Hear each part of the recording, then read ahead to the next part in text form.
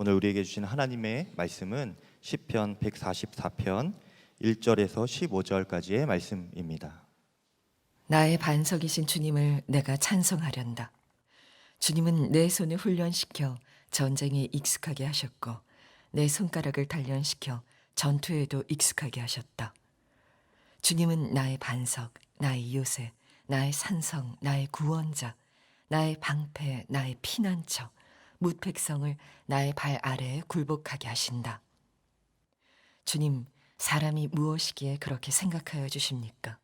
인생이 무엇이기에 이토록 생각하여 주십니까? 사람은 한낮 숨결과 같고 그의 일생은 사라지는 그림자와 같습니다. 주님, 하늘을 낮게 들이우시고 내려오시며 산들을 만지시어 산마다 연기를 뿜어내게 하십시오. 번개를 번쩍여서 원수들을 흩으시고 화살을 쏘셔서 그들을 혼란에 빠뜨려 주십시오. 높은 곳에서 주님의 손을 내미셔서 거센 물결에서 나를 끌어내시고 외적의 손에서 나를 건져 주십시오. 그들의 입은 헛된 것을 말하며 그들의 맹세하는 오른손은 거짓으로 속이는 손입니다. 하나님, 내가 하나님께 새 노래를 불러드리며 10줄 검은 고를 타면서 하나님을 찬양하겠습니다. 왕들에게 승리를 안겨주신 주님, 주님의 종 다윗을 무서운 칼에서 건져주신 주님, 외적의 손에서 나를 끌어내셔서 건져주십시오. 그들의 입은 헛된 것을 말하며 그들이 맹세하는 오른손은 거짓으로 속이는 손입니다. 우리의 아들들은 어릴 때부터 나무처럼 튼튼하게 잘 자라고 우리의 딸들은 궁전 모퉁이를 장식한 우아한 돌기둥처럼 잘 다듬어지고 우리의 곳간에는 온갖 곡식이 가득하고 우리가 기르는 양떼는 넓은 들판에서 수천 배, 수만 배나 늘어나며 우리가 먹이는 소들은 살이 찌고 낙태하는 일도 없고 잃어버리는 일도 없으며 우리의 거리에는 울부짖는 소리가 전혀 없을 것이다. 이와 같은 백성은 복을 받은 백성이다. 주님을 자기의 하나님으로 섬기는 백성은 복을 받은 백성이다. 모든 사람들의 마음속에는 누구나 복을 받기를 원하는 마음이 있습니다. 예수님을 믿는 우리들도 복을 받기 위해서 예수님을 믿는 것은 아니지만 우리의 마음속에도 마찬가지로 복을 받고 싶어 하는 마음이 있습니다. 그래서 기도를 해도 주님께 무엇인가 해달라고 기도할 때가 많은 거죠. 그런데 우리가 복을 구하기 전에 꼭 기억해야 할 것이 하나가 있습니다. 그것은 우리가 복을 구하지 않아도, 복을 달라고 하지 않아도 우리 하나님께서는 우리에게 복을 주시고 싶으셔서 마음이 불같이 일어나시는 분이시라는 사실입니다. 민수기 6장 24절부터 26절 말씀에서 하나님께서 말씀하십니다. 여호와는 내게 복을 주시고 너를 지키시기를 원하며 여호와는 그의 얼굴을 내게 비추사 은혜 베푸시기를 원하며 여호와는 그 얼굴을 내게로 향하여 드사 평강 주시기를 원하노라 할지니라 하라. 여러분, 이것이 우리를 향한 하나님 아버지의 마음입니다. 하나님은 우리에게 너무 복을 주시고 싶으셔서 이제나 저제나 우리에게 언제 복을 주실 수 있을까 기회만을 기다리고 계시는 분이십니다. 그렇기에 하나님께서는 어떻게 하면 우리가 그 복을 받을 수 있는지도 성경에 정확하게 기록해 놓으셨습니다. 신명기 28장 1절부터 6절 말씀입니다. 우리가 함께 읽겠습니다. 내가 내 하나님 여호와의 말씀을 삼가 듣고 내가 오늘 내게 명령하는 그의 모든 명령을 지켜 행하면 내 하나님 여호와께서 너를 세계 모든 민족 위에 뛰어나게 하실 것이라. 내가 내 하나님 여호와의 말씀을 청종하면 이 모든 복이 내게 임하며 내게 이르리니 성읍에서도 복을 받고 들에서도 복을 받을 것이며 내 몸의 자녀와 내 토지의 소산과 내 짐승의 새끼와 소와 양의 새끼가 복을 받을 것이며 내 광주리와 떡 반죽 그릇이 복을 받을 것이며 내가 들어와도 복을 받고 나가도 복을 받을 것이니라. 아멘.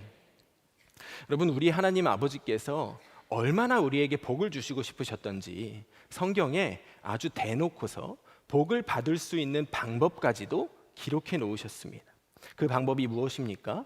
여호와의 말씀을 듣고 그것을 지켜 행하는 것입니다.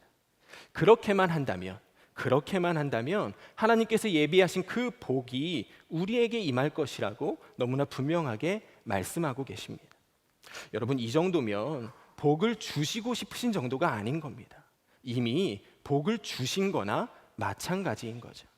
주실 복이 무엇인지도 말씀해 주셨고 또 그 복을 받을 수 있는 방법도 우리에게 다 알려주셨으니까 이거는 그냥 이미 복을 다 주신 겁니다.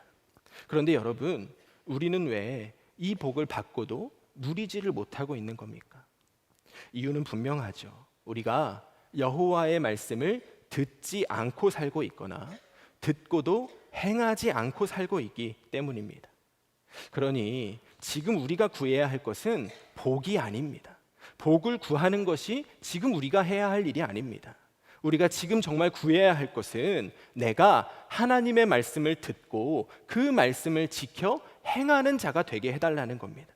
그것만 되면, 그것만 있으면 하나님께서 우리에게 이미 주신 그 복을 우리가 얼마든지 누리며 살아갈 수 있다는 겁니다.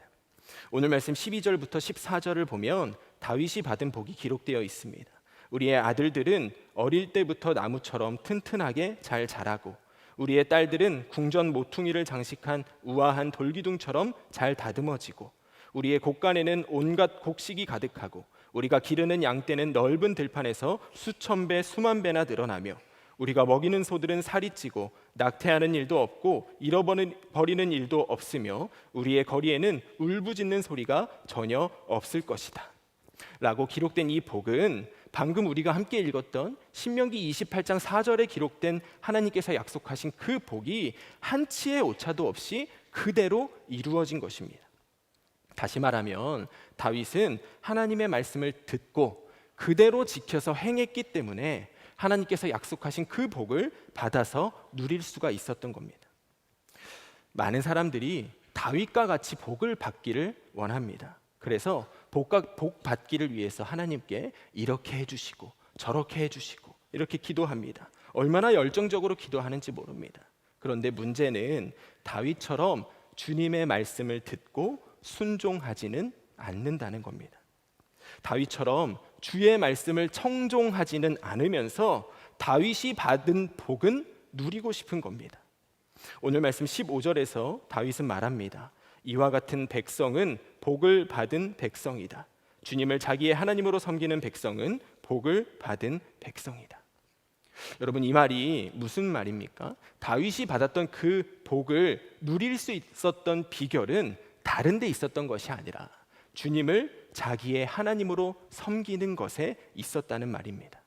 항상 주님의 뜻을 구하고 그 뜻대로 행하는 청종의 삶이 다윗에게 있었기에 그가 이 모든 복을 누릴 수 있게 되었다고 지금 다윗이 말하고 있는 것이고, 또 자기뿐만이 아니라 어느 누구라도 주님을 자기의 하나님으로 섬기면 하나님께서는 그 사람에게 똑같은 복을 베푸시는 분이시라는 것입니다.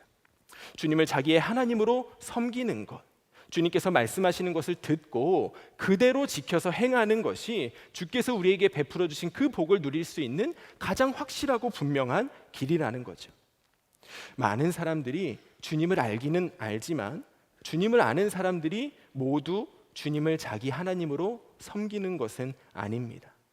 주님을 믿는 모든 사람들 안에 우리 주 예수 그리스도께서 오셔서 거하고는 계시지만 모든 사람 안에서 왕처럼 계시는 것은 아닙니다. 주님을 아는 것과 주님을 자기 하나님으로 섬기는 것은 엄연히 다른 겁니다.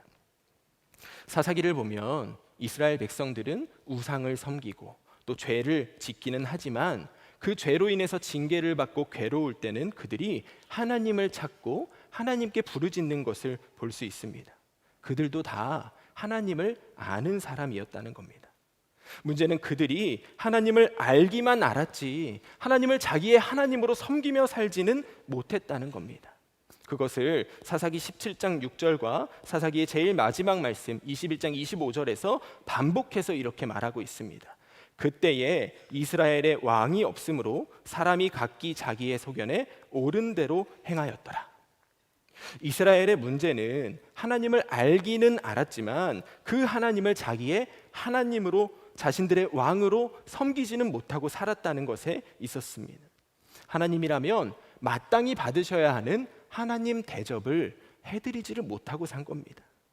그러니 그들이 주님께서 베푸시는 복을 누리지를 못하고 계속해서 죄를 짓고 그 죄 때문에 괴로움을 당하는 그런 삶을 반복할 수밖에 없었던 겁니다.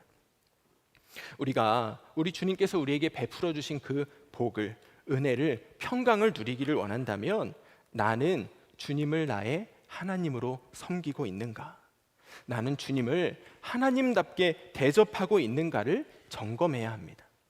다시 말하면 우리 주님을 나의 왕으로 섬기고 있는지를 분명하게 점검해야 한다는 겁니다. 주님을 아는 것에서 멈추지 않고 예수님을 나를 위해서 십자가에 달려 죽으신 하나님의 아들로 믿는 것에서 멈추지 않고 그 주님을 내 하나님으로, 내 삶의 진정한 왕으로 인정하고 섬기는 것, 그것이 주님께서 우리에게 베풀어 주신 그 복 가운데로 나아갈 수 있는 단 하나의 길이라는 겁니다. 우리는 어떻습니까? 우리는 우리 안에 오셔서 거하고 계시는 우리 주님을 나의 하나님으로 섬기고 있습니까? 아니면 주님께서 우리 안에 계시다는 것을 알면서도 여전히 자기 소견에 옳은 대로 내 마음에 좋게 여겨지는 것을 따라서 주님을 홀대하면서 살고 있는 것은 아닙니까?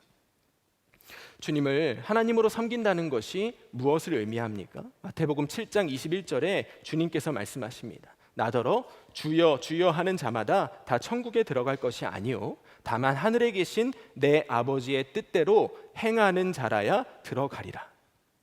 주님을 하나님으로 섬긴다는 것은 우리의 입으로 주님을 주님이라고 부르는 것을 이야기하는 것이 아닙니다. 우리의 입으로 예수님을 주님이라고 부른다고 해서 우리가 예수님을 왕으로 모시고 살고 있는 것은 아닙니다.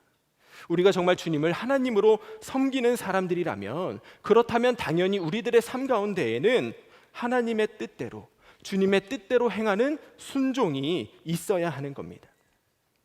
어떤 사람들은 중요한 일을 마주했을 때, 큰 일을 앞두고 있을 때 주님 앞에 기도하고 결정한다고 해서 나는 주님께 순종하는 사람이라고 생각합니다.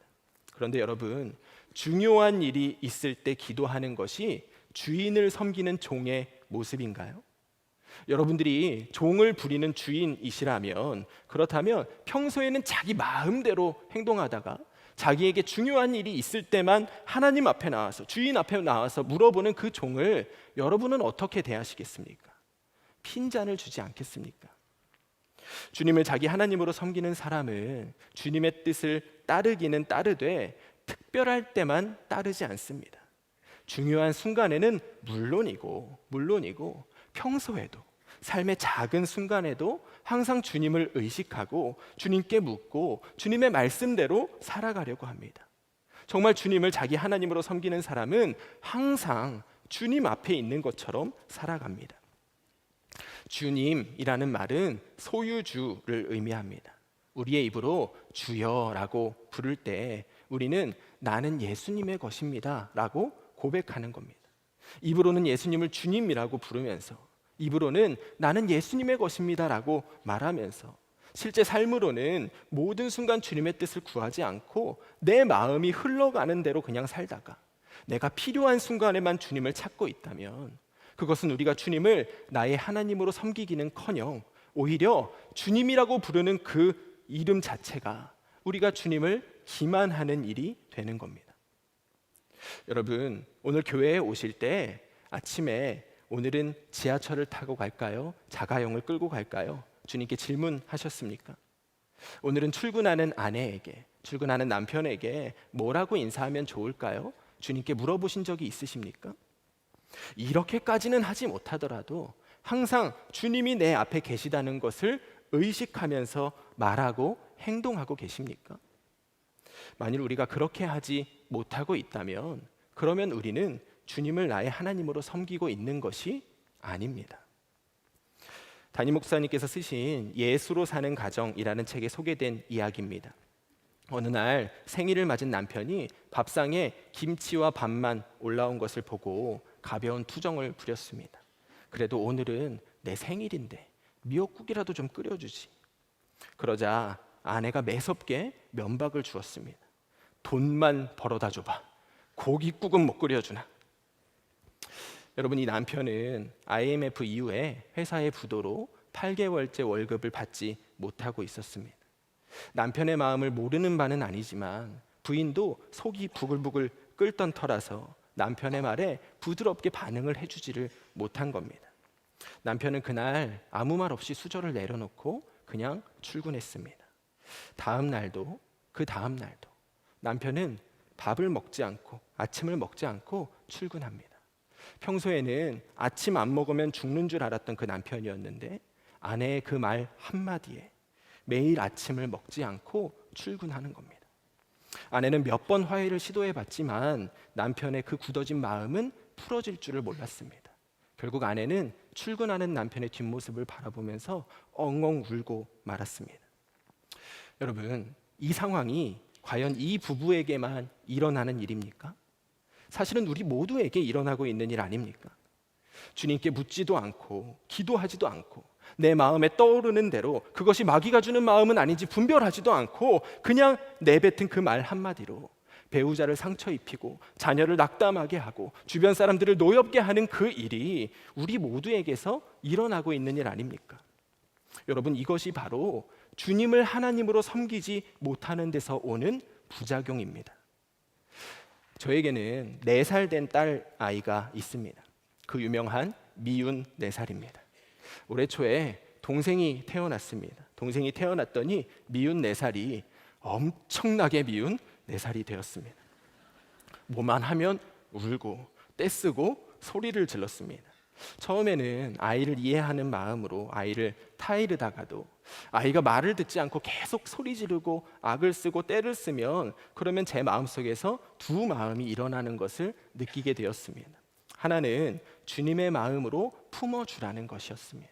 주님의 마음으로 온전히 사랑만 하라는 것이었습니다.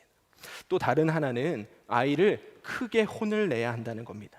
3살 버릇이 80까지 가니까 부모가 말을 하면 잠잠히 듣는 아이가 될 수 있도록 지금 이럴 때 아이를 혼을 내서 좋은 습관을 잡아주어야 한다는 마음이 들었습니다. 처음에는 후자를 따랐습니다. 그것이 옳다고 생각했습니다. 아이가 때를 쓰고 악을 쓰면 더 크게 소리를 쳐서 혼을 냈습니다. 그런데 그러면 그럴수록 아이도 더 심해지고 제 마음에도 무거운 바위덩이가 눌러앉는 그런 기분이었습니다. 그 문제를 가지고 제가 하나님 앞에 몇 날 며칠을 씨름하며 기도하던 중에 정말 온전히 사랑만 하라는 주님의 말씀이 저에게 너무나 분명하게 들려졌습니다.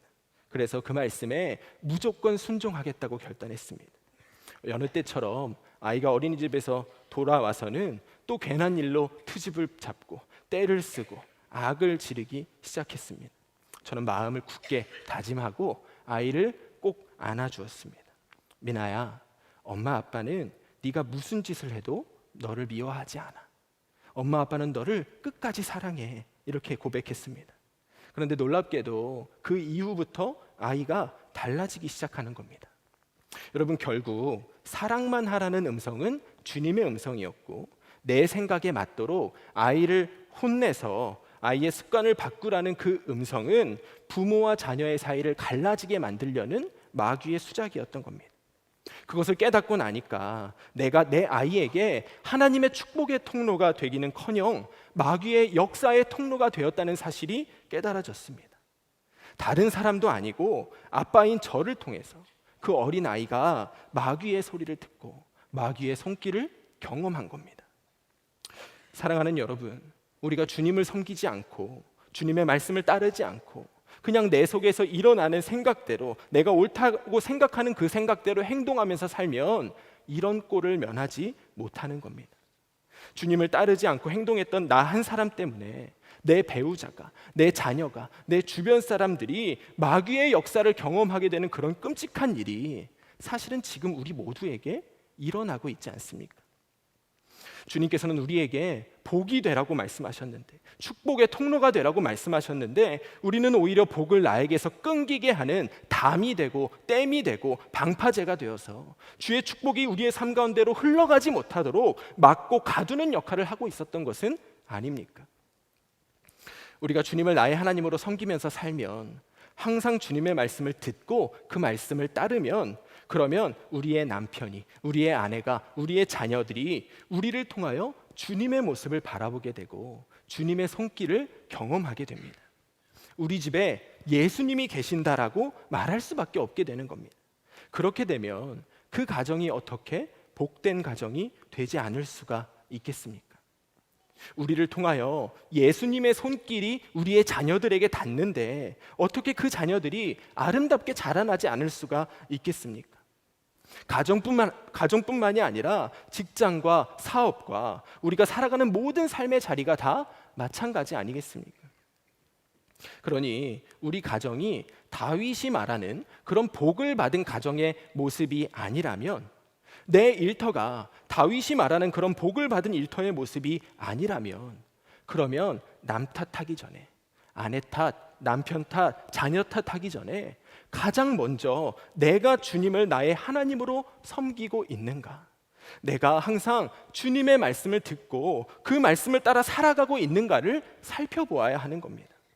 내가 예수님의 모습을 드러내며 살지를 못했기 때문에 내 가정이, 내 자녀들이, 내 일터가 예수님의 손길이 닿은 가정과 자녀와 일터가 되지를 못한 겁니다. 다윗이 그랬습니다. 그가 주님을 하나님으로 섬기면서 항상 주님의 말씀을 듣고 그 말씀을 따라 살았을 때에는 오늘 말씀에 기록된 것처럼 그 가정과 자녀와 그의 나라가 모든 복을 누렸습니다. 그런데 그가 주님께 묻지 않고 마귀가 주는 마음을 따라서 밧세바를 강간하고 우리아를 죽였을 때, 그 죄가 세상 가운데 드러나게 되었을 때 다윗의 주변이 초토화됩니다. 죄는 다윗이 지었는데 죽기는 갓난 아들이 죽습니다. 죄는 다윗이 지었는데 그 후궁들이 백주대낮에 백성들이 다 보는 앞에서 강간을 당합니다. 죄는 다윗이 지었는데 그 아들이 반역자가 되어서 처참하게 목숨을 잃고 나라 꼴은 말이 아니게 되었습니다. 나 한 사람이 하나님을 나의 하나님으로, 주님을 나의 하나님으로 섬기지 못하고 살 때, 내 마음에 드는 대로, 내 생각에 즐겁게 여겨지는 대로 살 때, 그때 그 한 사람의 넘어짐으로 인해서 그와 관련되어 있는 삶의 모든 영역이 마땅히 누려야 할 복에서 끊어지게 되는 겁니다. 그렇기에 우리가 주님을 나의 하나님으로 섬기면서 주님께서 주시는 복을 누리며 살아가기를 원한다면, 그렇다면 우리에게 가장 중요한 것은 내가 먼저 주님 앞에 있는 것처럼 사는 것, 주님께서 지금 나와 함께 계시다는 것을 잊지 않고 그분의 생각을 구하고 그분께서 주시는 마음을 붙잡는 것입니다. 1절에서 다윗이 말합니다. 주님께서 내 손을 훈련시켜 전쟁에 익숙하게 하셨고 내 손가락을 단련시켜 전투에도 익숙하게 하셨다. 여기에서 다윗이 말하는 손이라는 것은 정확하게 말하면 이렇게 편손을 말하는 것이고, 손가락이라는 것은 무엇인가를 잡기 위해서 이렇게 오므린 손가락을 말하는 겁니다. 다시 말하면 하나님께서 다윗에게 시키신 훈련은 무엇이냐면 손을 오므려서 잡아야 할 것을 잡고 손을 펴서 놓아야 할 것을 놓는 훈련이었던 겁니다. 오늘 말씀 8절과 11절에서 말하는 것처럼 우리의 대적 마귀는 입으로는 헛된 것을 말하고 손으로는 거짓으로 우리를 속이는 자입니다. 거짓말쟁이인 마귀는 시시때때로 우리를 찾아와서 우리에게 거짓말을 합니다. 이렇게 한번 해봐, 모든 걱정이 사라질 거야. 이렇게 한번 해봐, 속이 시원해질 거야. 행복해질 거야. 네 마음대로 해. 그러면 모든 문제가 해결될 거야.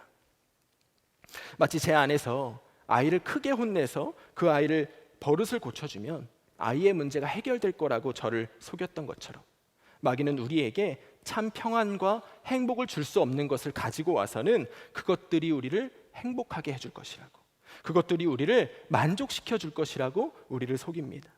그래서 우리는 주님께서 주시는 생각과 마귀가 넣어주는 그 거짓된 생각 중에서 잡아야 할 것은 잡고 놓아야 할 것은 놓을 수 있도록 훈련해야 합니다. 그런데 그 훈련은 우리의 의지로, 우리의 힘으로 마귀가 주는 생각을 버리는 그런 훈련이 아닙니다. 이 자리에 있는 우리 모두는 이미 무엇이 잡아야 하는 것이고 무엇이 놓아야 하는 것인지 다 알고 있습니다. 여러분, 우리가 주님이 주시는 마음을 붙잡아야 할까요? 마귀가 주는 마음을 붙잡아야 할까요? 대답은 하지 않으셔도 다 주님이 주시는 마음을 붙잡아야 한다는 거 알고 있습니다. 그런데 그게 잘 안 되는 겁니다. 마귀의 거짓말이 너무 매력적이어서, 또 마귀가 우리에게 제시하는 것이 선악과처럼 우리의 눈에 보암직도 하고 먹음직도 해서, 그래서 그것들을 우리가 놓지 못하고 사는 겁니다. 그러니까 이 문제를 내 힘과 내 의지로 이기려고 하다가는 평생을 마귀의 손에 질질 끌려다니며 살 수밖에 없는 겁니다. 그러면 어떻게 해야 우리가 주님께서 주시는 마음을 붙잡고 마귀가 주는 마음을 버려버릴 수 있을까요? 그 해답이 2절에 기록되어져 있습니다. 우리 개역개정으로 다 함께 읽겠습니다. 여호와는 나의 사랑이시요 나의 요새이시요 나의 산성이시요 나를 건지시는 이시요 나의 방패이시니 내가 그에게 피하였고 그가 내 백성을 내게 복종하게 하셨나이다. 아멘. 여러분, 우리가 해야 하는 일은 우리의 힘으로 주님을 붙잡고 우리의 힘으로 마귀를 물리치고자 나의 힘과 나의 의지를 강하게 훈련하는 것이 아닙니다. 우리가 정말 해야 하는 것은 주님께 피하는 겁니다. 마귀가 거짓으로 우리를 속일 때뿐만 아니라 우리 삶의 모든 순간에, 우리의 삶의 작은 순간에도 우리의 요새이시오, 우리의 산성이시오, 우리를 건지시며 우리의 방패 되시는 우리 주님께 피하여 사는 겁니다. 우리가 주님께로 피하면 그러면 주님께서 우리를 대신하여 싸우십니다.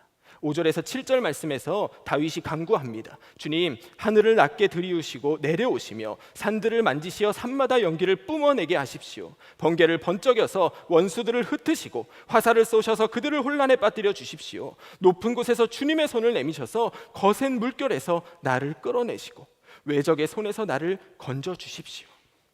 여러분, 이 간구는 우리가 주님께로 피할 때 우리 가운데 이루어지는 일인 겁니다. 주님께서 그렇게 우리를 지켜주시기 위해서 우리 안에 오셨습니다. 그리고 말씀하십니다. 내 안에 거하라. 나도 너희 안에 거하리라. 가지가 포도나무에 붙어있지 아니하면 스스로 열매를 맺을 수 없음같이 너희도 내 안에 있지 아니하면 그러하리라.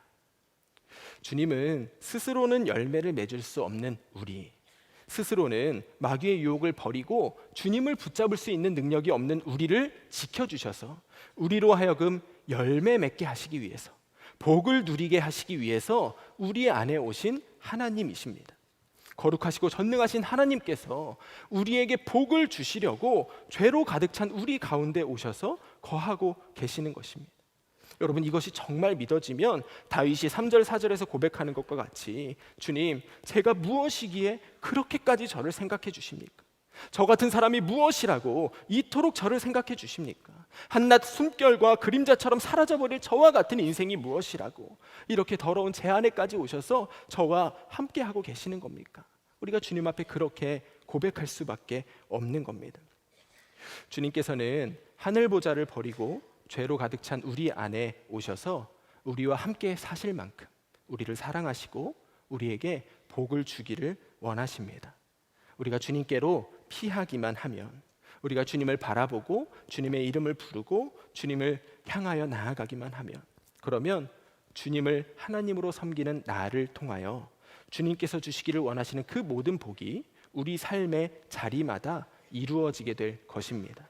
우리는 주님께서 베푸신 그 복을 누리면서 다윗이 9절에서 말하는 것처럼 10줄 검은 고를 타면서 새 노래로 하나님을 찬양하게 될 것입니다. 오늘 예배에 참여한 모든 성도님들과 제가 늘 우리 주님을 나의 하나님으로 섬기는 자들이 되기를 간절히 소원합니다.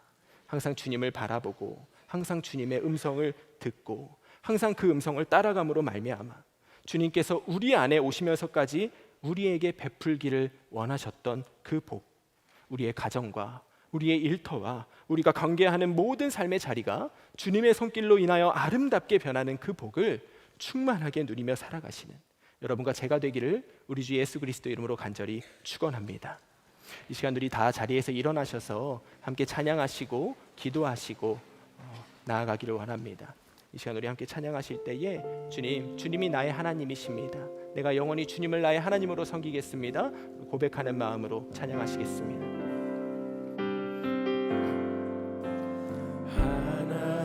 하나님이시여,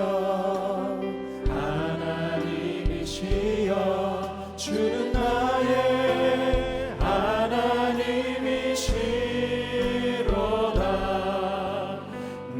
나의 몸과 마음 주를 갈망하며 이제 내가 주께 고백하는 말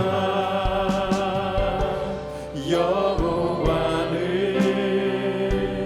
나의 힘이요 여호와는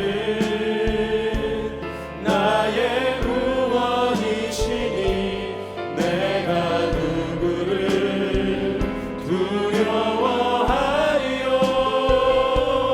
여호와는 생명의 피난처시니 주의 인자가 생명보다 나음으로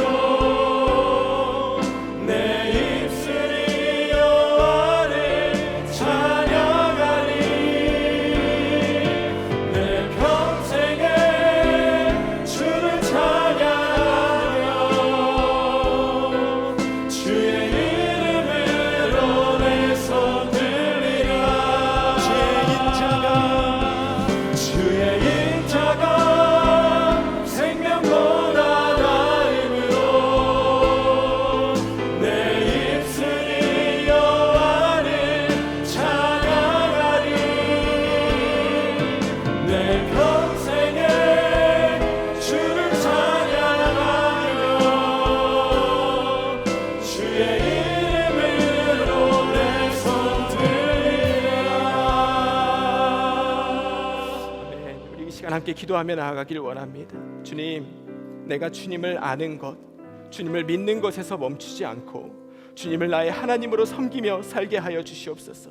주님께 묻지 않고는 아무것도 하지 않는 인생이 되게 하여 주시옵소서. 그리하여서 우리를 통하여 우리의 가정과 자녀와 일터가 우리의 삶의 모든 자리가 주께서 베푸신 복을 누리게 하여 주시옵소서. 우리 주님의 이름 한번 부르시고 통성으로 기도합니다. 주여, 주여 아버지 하나님, 우리가 주님을 나의 하나님으로 섬기기를 원합니다. 주여, 우리가 주님을 나의 왕으로 섬기며 살기를 원합니다. 내가 주님을 아는 것에서 멈추지 않고 내가 주님을 믿는 것에서 멈추지 않고 주께서 나의 인생의 주인이 되시고 주께서 우리 삶의 왕이 되시고 주께서 우리 삶의 모든 것이 되신다는 믿음의 고백을 드릴 수 있도록 주여 허락하여 주시옵소서. 주님, 우리가 주님을 그냥 바라보고 사는 것이 아니라 주님께서 우리에게 하시는 말씀을 분명하게 듣고 그 음성 깨닫고 아버지 그 음성을 따라 청송하는 삶을 살아가게 하여 주시옵소서. 아버지, 그리하여 다윗이 누렸던 그 복이 우리의 삶의 모든 자리 가운데로 퍼져나가게 되기를 원합니다. 주님께서 우리에게 약속하신 그 복, 주님께서 우리에게 이미 베풀어 주신 그 복이 우리의 가정과 자녀와 일터 위에 우리의 주변에 관계하는 모든 삶의 자리 위에 퍼져나가게 되기를 원합니다. 주여, 오늘 우리 성도들에게 그 은혜를 내려주시옵소서. 주님을 하나님으로 섬기고 살겠다는 결단을 해비해 하시고 아버지, 그리하여 그 결단을 통한 우리의 삶의 모든 곳이 주의 복을 누리며 살아갈 수 있도록 주여 허락하여 주시옵소서.